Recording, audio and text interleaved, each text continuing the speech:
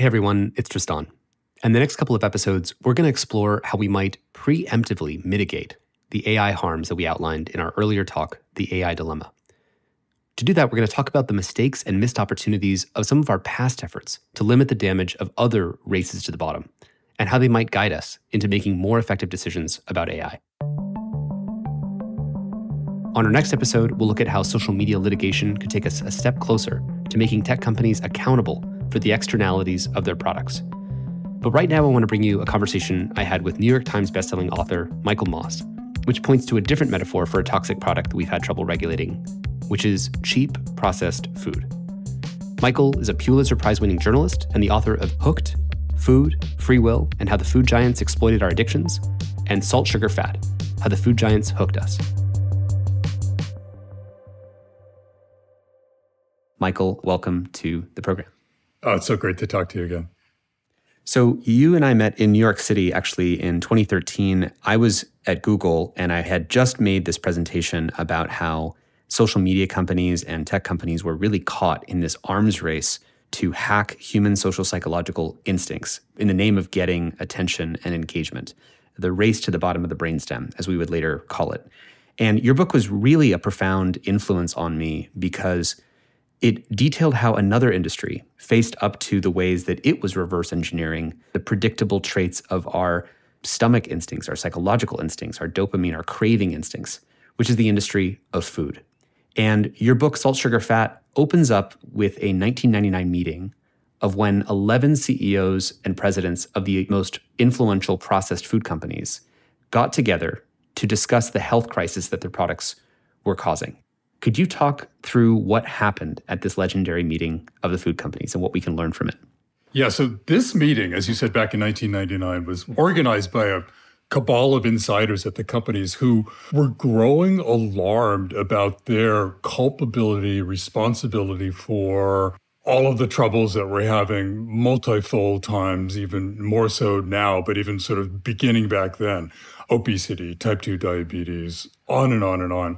And they wanted these CEOs and the heads of the companies to sort of sit down and think about the ways that they could address their culpability, deal with that, and do something to sort of change their behavior, their corporate strategy on behalf of their customers. So it was this extraordinary meeting, and it was done rather in secret because they'd never met before like this. I mean, these are giant companies that are normally at each other's throats for stomach share, as they call it, right? Which is our stomach and their share of stuff that they put in it.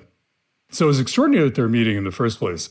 And up on the stage, the senior vice president of Kraft, the largest company at the time, starts going through his deck of slides, presenting the case to these CEOs that, look, we're getting blamed for this. People are getting sick on that. He even starts linking their products to cancers, and he's urging them to do some things on behalf of customers. And he sits down, and then the reality sort of happens. The reality being that, the most powerful person in the room, he was the head of General Mills at the time, he just has this look of fury on his face. He's assaulted, just this affront that this lower echelon vice president would sort of come to him with this proposal. He goes, look, we're already doing things on behalf of customers. If they want a low-fat version of our product, we've got that on the shelf, or low salt. But for you to stand here and suggest that we're going to mess around with the company jewels, quote unquote, referring to salt, sugar, fat, he goes, you have to remember that we're not just responsible for our customers. We're responsible for our shareholders, and there is nothing that we will do that could risk diminishing the powerful appeal that we've built into these products. So what's interesting to me here is that, at least inside of Kraft, one of the biggest food companies on the planet, there was a sense of responsibility about the harms of their products and a willingness to act for the greater good. And this is kind of being repeated today when we see people like Sam Altman from OpenAI voicing their own concerns about the dangers of AI. But just voicing those concerns is not enough. So I just want to zoom back into this meeting for a moment, because sometimes I just wonder, what would have happened? Would it have been possible for that meeting to succeed? So I think a couple things might have made a huge difference at the time. One, if there was some external force threatening the industry, causing it to sort of, hey, wait a minute. Maybe you really, really do need to think about this. And that can happen in two ways with the food industry. One could be a lawsuit from some powerful group of people, or it can simply be an awakening among customers because the slightest dip in sales will drive these companies crazy and will drive them to that point where they're recognizing that, hey, wait a minute, we do need to change what we're doing here. We need to focus on this because otherwise they're just going to continue at their own leisure, at their own pace, thinking they can do what they want to do. Right. So I'm hearing from you government pressure, the potential for regulation, and then the second being consumer demand. If the companies actually saw suddenly all those buying signals going from Yoplait yogurt, which had more sugar at the time than Lucky Charms cereal, and suddenly people stopped eating that, they would listen to that because it would directly affect their profits. Yeah, and what was really fascinating about this meeting was that this was an attempt to sort of have this industry act together in unison, because what did come out of that meeting was an attempt by Kraft, the largest company at the time, to unilaterally do some of these things. Its insiders were urging the entire industry to do it all. And it was incredible what they did. I mean, they looked at the cartoon the advertising they were doing on Saturday morning cartoons and said, we're going to cut back on like the sugary stuff we're selling to kids. They went to their food chemists and said, thou shalt not simply keep adding as much salt, sugar, fat as you want to. We're going to put limits on how much you can add to these products to help people. And then they looked at the label and they go, we're kind of tricking people here because we're packing so many calories into these bags and boxes of snacks and treats, knowing that a third or more people are going to eat the whole bag in one sitting. But we say on the label that there's only so few calories per serving and expect them to kind of do the math themselves. What if we tell them on the front of the package the total amount of calories in the package? So give them fair warning and educate consumers. And Kraft did these things for about like 30 seconds. Well, really it was about 2 months before the competitors realized what was going on. And they swooped into the aisles, doubling down on all of those aspects of their products. And Kraft had to give up and go back to its old ways. So I think that meeting in 99 and that notion that you could get the whole industry together and act in a way that could help them all was kind of critical to that strategy. So just to dwell here for one last minute before we start getting into the mechanics of why we're talking about food and its parallels to technology, there's this other belief sometimes that, well, if you just had that leading actor do the right thing, then that would cascade and cause the other actors to do a different thing. And in this case, it was only a temporary thing and they were forced right back to the drawing board. Because of the competitive nature of the business. Can you just walk us through the kind of core mechanics that the processed food industry uses with some products that listeners might, eat themselves, and what goes into them? Yeah, so some of it is sort of chemistry. They rely on food chemists who formulate the design of their products in ways to maximize the allure. And I focused on salt, sugar, fat, because those are kind of the big three, the unholy trinity, if you will, in which the industry lies. Sugar maybe is one of the most powerful because it affects kids so much. I was lucky to meet and spend some time with this icon in the industry named Howard Moskowitz. He was trained in high math and then experimental psychology at Harvard. He invented the term the bliss point to describe the perfect amount of sweetness in a product. And he walked me through his recent creation of a new flavor for Dr. Pepper, in which he started with some 60 different versions of sweetness, each one just like slightly different than the next one, and subjected those to thousands of consumer taste tests around the country, put the data in his computer and did his high math regression analysis thing, and out come this bell-shaped curves, right? Where at the top of the curve, kind of like kids get graded on in school, is the bliss point for sweetness, the perfect amount, not too little, not too much. When you talk to nutritionists, though, the problem is not that the industry has engineered perfect amount of sweetness for things like cookies and ice cream and desserts, things we know are sweet and we should treat them judiciously. The industry marched around the grocery store, adding sugar to things that weren't sweet before, engineering in a bliss point. So bread came to have added sugar and a bliss point for sweetness. Yogurts came to have sugar per serving as ice cream. Spaghetti sauce, one of my favorite places in the store to marvel at, right? Some of the brands came to have the equivalent of a couple of Oreo cookies in a tiny half-cup serving. And what this did, arguably, was convinced us that everything should be sweet. We expected everything to be sweet. So when we dragged ourselves over to that tiny part of the store where every nutritionist says we should be spending more time, the produce aisle, right? And we get some of those other flavor notes, the sour and the bitterness, and your brain is revolting, going, take me back to the middle of the store and that sweet place. Likewise with salt and fat, which the industry calls the mouthfeel because of that luscious sensation it gives you of biting into a toasted cheese sandwich. Mouthfeel was a term they come up with, talk about the lusciousness of oil that they add to foods. Salt they call the flavor burst because it's typically the first thing that touches the saliva on your tongue and sends that signal to the reward center of the brain that says, wow.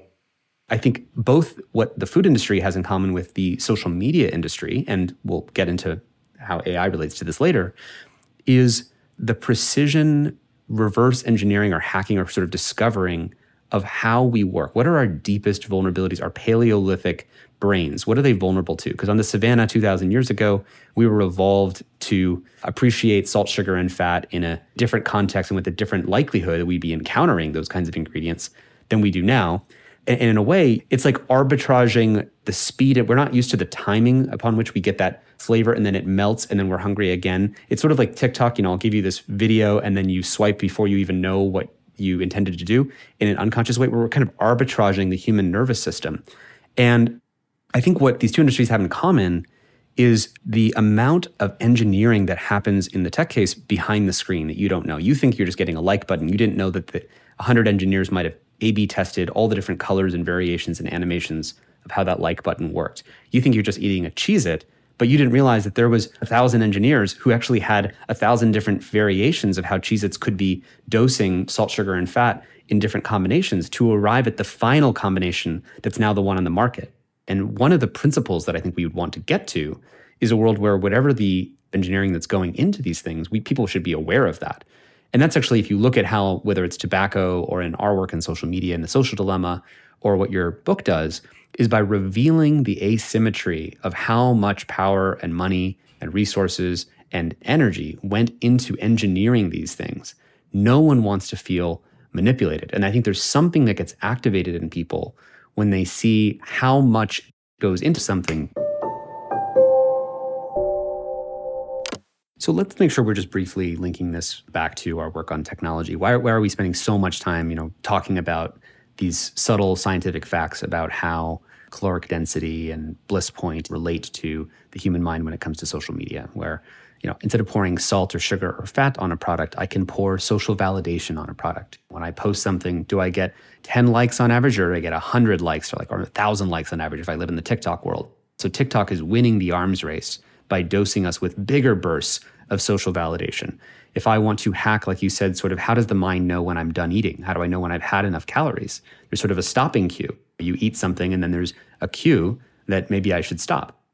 And then when I think about infinite scroll or TikTok automatically loading the next video or YouTube automatically autoplaying, these are all examples of a different set of salt, sugar, fat for the media that we consume. And the asymmetry of power between the number of people and the food scientists who are creating a precise language and a precise engineering of how to manipulate your gustatory instincts and your stomach instincts. And the same way that there are thousands of engineers at tech companies that are working on manipulating our social psychological instincts and what keeps us scrolling and how we know when we're done. I think that's the basic parallel that I want people to get. When I bring it back to that meeting in Minnesota at Pillsbury's headquarters where the CEOs gathered asking, are we contributing to this global crisis? And it's not one bad guy, it's a collective arms race, a race that ends in tragedy.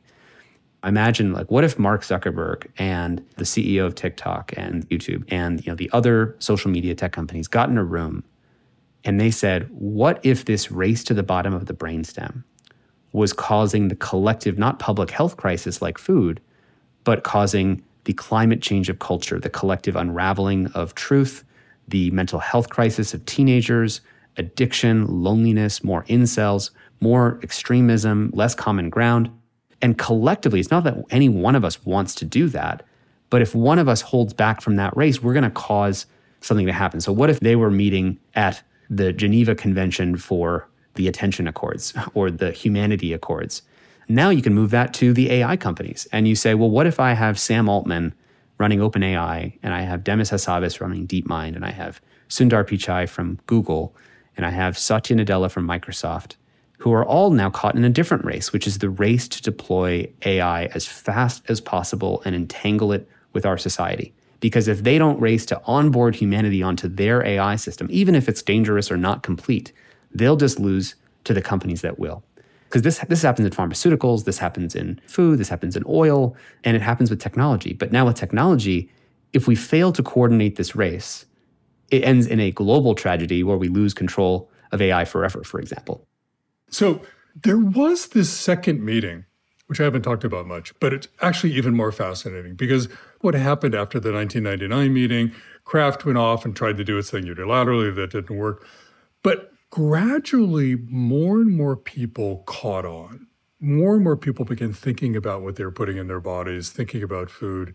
And it was just enough people to cause sales to diminish ever so slightly, which is the proverbial bottom line. I mean, these are companies in business to make money, and it's what they understand. And when that happened, there was a second meeting. It was 2015. It had investors. It was a public meeting. And up in front of that crowd gets the CEO of Campbell Soup.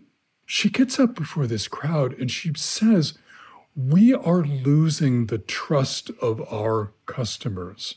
And that phrase so shocked the industry. It was just heretical to sort of say something like that in public, but she was getting that it was in their own economic interest to really, truly start doing some things, to turn the corner and change the nature of the products in a way that would allow us to regain control of our eating habits and still enjoy these products.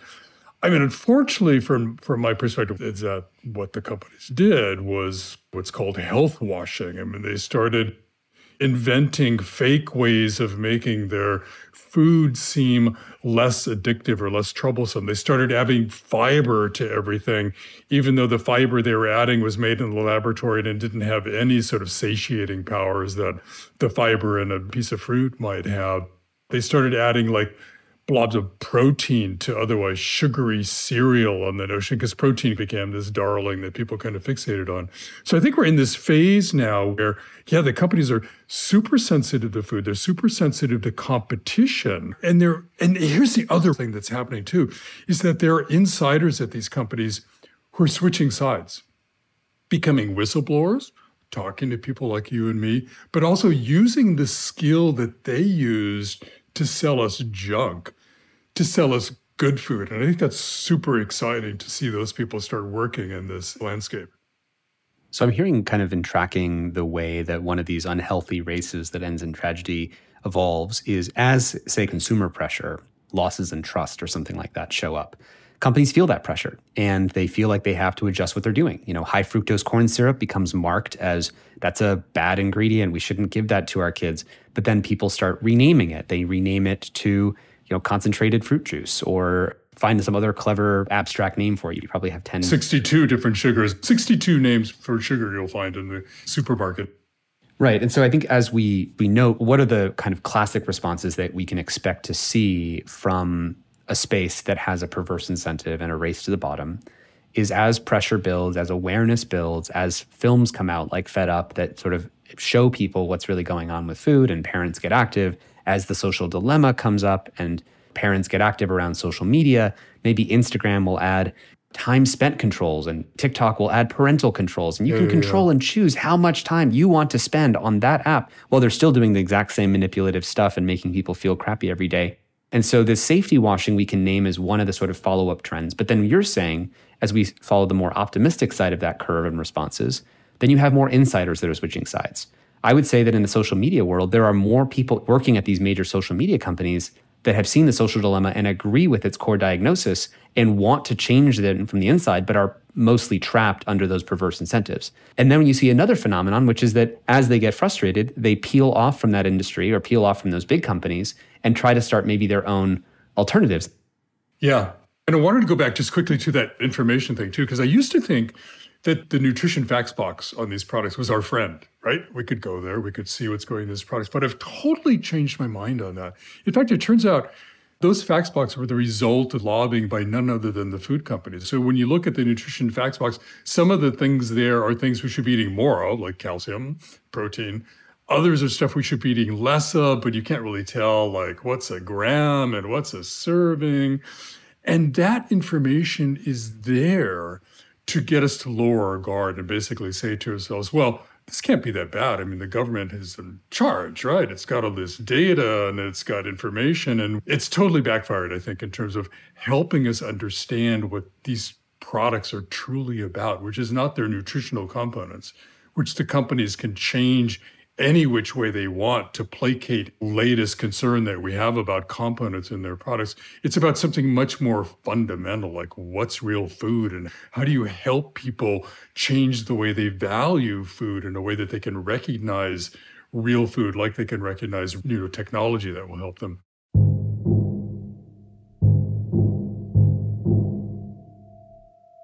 The real question is, how do we create systems that enable coordination to happen? That's kind of the only question.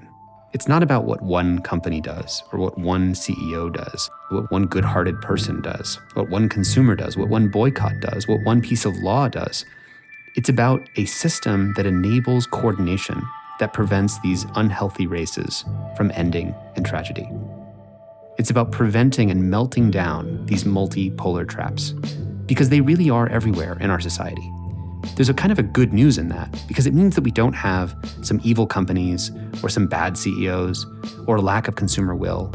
We just have coordination problems. We need culture that can understand and see the perverse incentives and then be literate to the fact that there's an unhealthy race.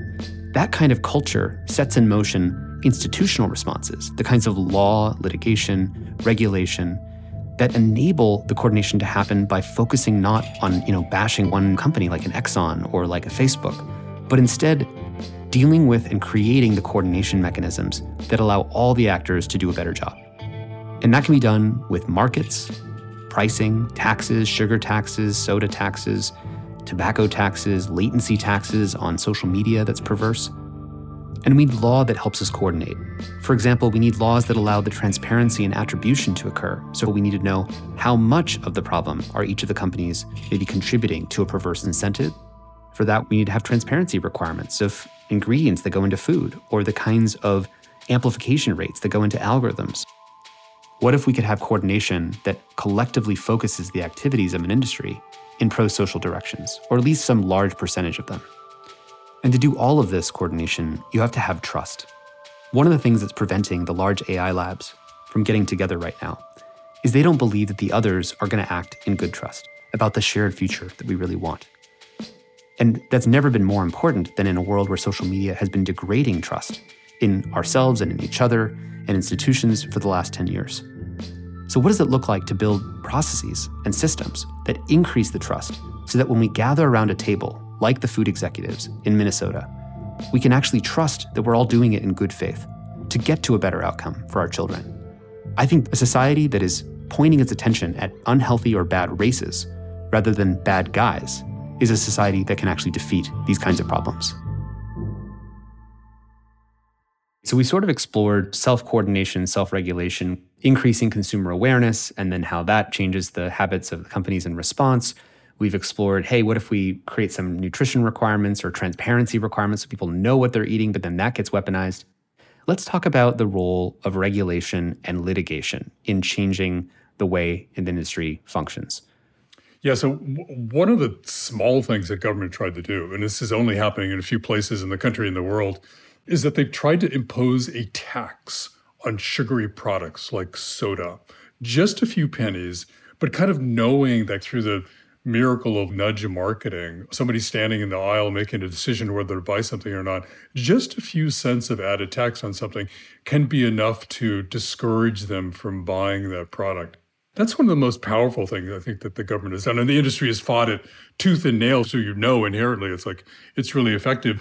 But the other thing that people have been thinking about in terms of how do we change the dynamics of this? How do we level the playing field for people in the world of litigation, they've gone back and looked at the litigation against big tobacco. Because as you recall, back in the mid-1990s, the state attorneys general got together and they sued big tobacco, not because tobacco was evil, but because they were having to pay the cost of so many people dying from lung cancer and other pains. And so that huge settlement with the tobacco industries developed out of this idea of holding the industry accountable for the financial harm they were doing for people. And there are now attorneys as we speak who are looking at doing the same thing with big food. Figure out a way to evaluate the whole range of products in the grocery store and hold each of them a portion accountable for the obesity, diabetes epidemic in the country. I think that's really, really fascinating. But one of the key things that you need for that, and this was really critical to tobacco, which is, I don't remember, but up until the mid-90s, you ask most people about smokers and they would go, it's their fault. All they had to do was stop smoking. We blamed the smoker. And that was part of a playbook by the industry to kind of shift the blame to us to deny addiction, right? And then suddenly in the mid-90s, it changed. And Philip Morris began losing lawsuits when the jury said, hey, wait a minute. These cigarettes, this tobacco, hey, maybe it is in fact addictive. Maybe the companies are at least partly culpable. And I think we're in that same spot now with food, possibly technology, where we're beginning to see real solid scientific evidence that, wait a minute, these products are not our fault. They are designed in a way to destroy your free will, your ability to say no. They're designed to fire up the go part of the brain so quickly and so powerfully that the stop part of the brain, which tells you, hey, wait a minute, is this really a good thing to be doing, is asleep and behind the wheel and has no time to catch up. Once I think people realize that and stop looking at these food products as these cute little cartoonish friends that we grew up with and realize that they are so powerful in causing us to lose control over our habits, I think that's when there can be a huge turn in the dynamics. When I think about where we are, the harms, externalities, and damages that are showing up on the balance sheet of society. In general, we're good at dealing with discrete harms. Institutions are good at dealing with emergencies. A specific person died.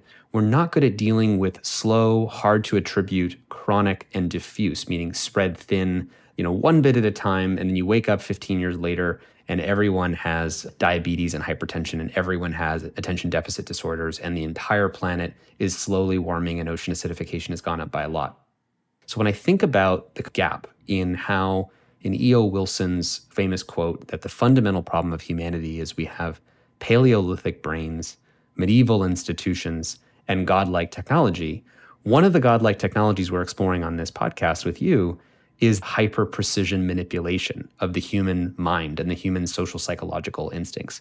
And then AI is an extension of that. And I think one of the things that we need to get better at is dealing with these systemic harms that are chronic and diffuse. And what I get curious about is what does litigation look like there? Yeah, I think that's so interesting. And actually with food, we actually do have causality now. There's super smart scientists at the NIH who took two groups of people, put them in an eating lab and fed them two very different diets. And sure enough, the people on the processed food started gaining significant amounts of weight. It's the first time that you can actually say that these food products cause weight gain. And to your point, it's not just one brand, one product. It's the vast majority of the grocery store and this overall kind of food environment we're in, which makes food so inexpensive and so accessible that the overeating comes through the accessibility of it. So I think that litigation would have to look at that entire industry and not only the food products in the totality and maybe assign blame, apportion it to some products that are more alluring, more irresistible, more addictive, if you will, than others, but also looks at the environment that we're in that makes us so vulnerable and susceptible to those products and kind of look at this question of speed for, right? I mean, that's one of the things that make these food products so powerful is that the faster they hit the brain, the more apt we are to act compulsively. And so when you think about measuring the harm of these products, the speed that they have could be one component of that. And I think that may be true with tech as well.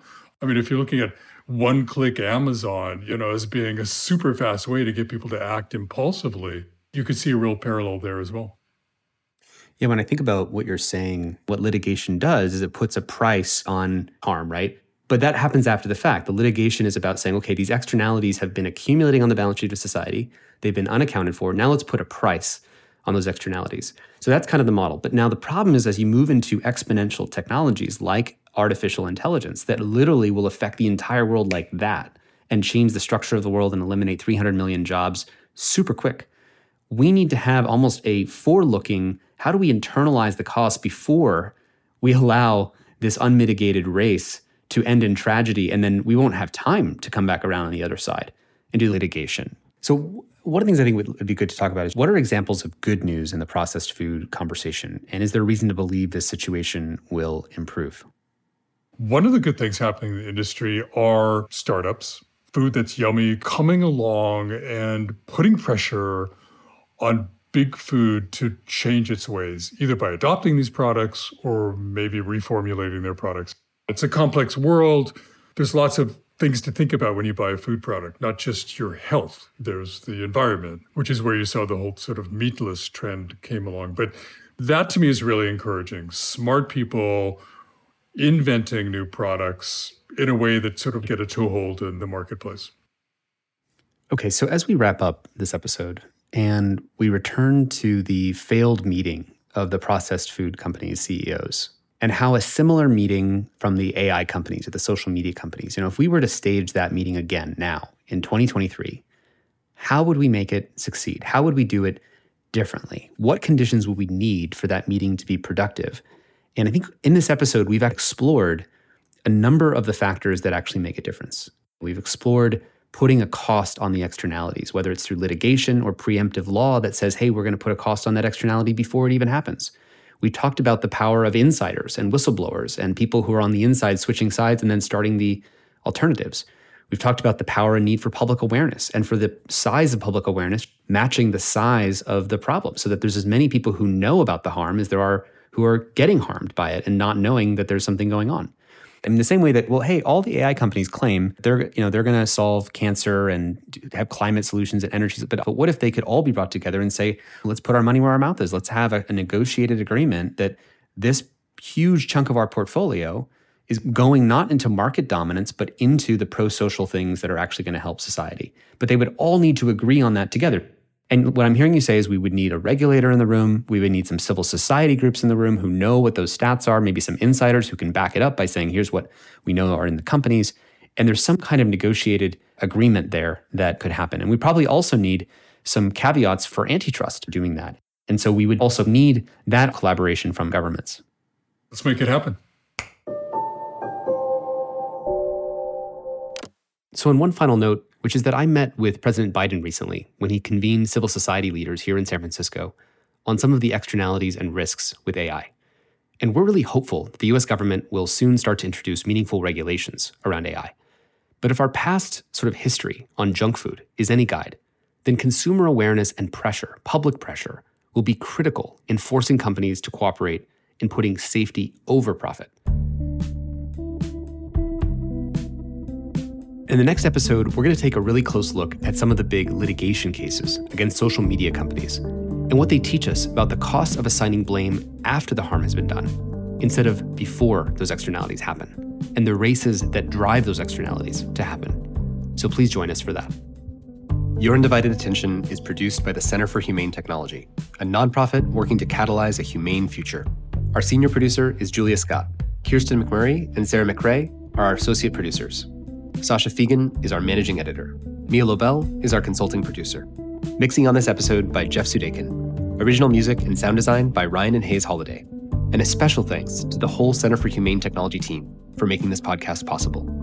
Do you have questions for us? You can always drop us a voice note at humanetech.com/askus, and we just might answer them in an upcoming episode. A very special thanks to our generous supporters who make this entire podcast possible. And if you would like to join them, you can visit humanetech.com/donate.